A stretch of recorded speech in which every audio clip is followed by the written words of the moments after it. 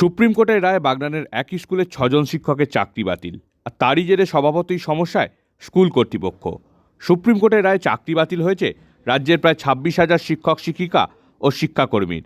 জানা গেছে এই তালিকায় রয়েছেন বাগনান ডিএমবি হাই স্কুলের ৬ জন শিক্ষক।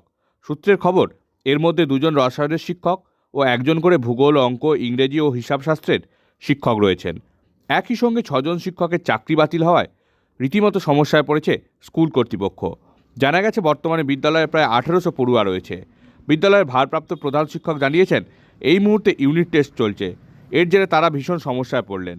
তিনি আরও জানান, এর জেরে উচ্চ মাধ্যমিক সেকশনের রসায়ন বিভাগ, ভূগোল বিভাগ ও হিসাবশাস্ত্র ভীষণভাবে সমস্যায় পড়ল।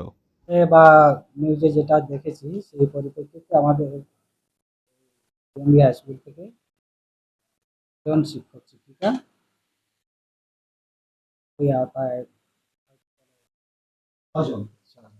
এই মুহূর্তে আমাদের কাছে কোনো লিখিত বা সেরকম ইয়েটা আমরা পাইনি, আমি পাইনি আর কি। আশঙ্কা আমার যে ৬ জন হয়তো ৬ জন কি তার পক্ষে স্কুলে হ্যাঁ এসেছিলেন, সকলে আসেননি, একজন এসেছিলেন। সমস্যা তো ব্যাপক, কারণ সমস্যা শুধু স্কুলের বা বিদ্যালয়ের সমস্যা না, সেই সমস্যাটা আমাদের মানসিক। সেই সঙ্গে এতদিন ধরে যে আমাদের সঙ্গে সহকর্মী হয়ে আমাদের নিজেদের একটা পরিবারের মতো করে ছিলেন, আমরা ছিলাম, এই জায়গা থেকে আমাদের এত খারাপ লাগার একটা জায়গা তৈরি হয়েছে যেটা মানে সেটা বলে আপনাকে বোঝাতে পারবো না।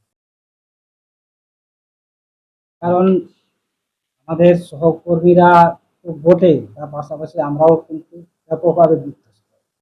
শুধু তাই নয়, এখন হয়তো ইউনিট টেস্ট চলছে, ছাত্রছাত্রীগুলো সেভাবে হয়তো বুঝে উঠতে পারেনি।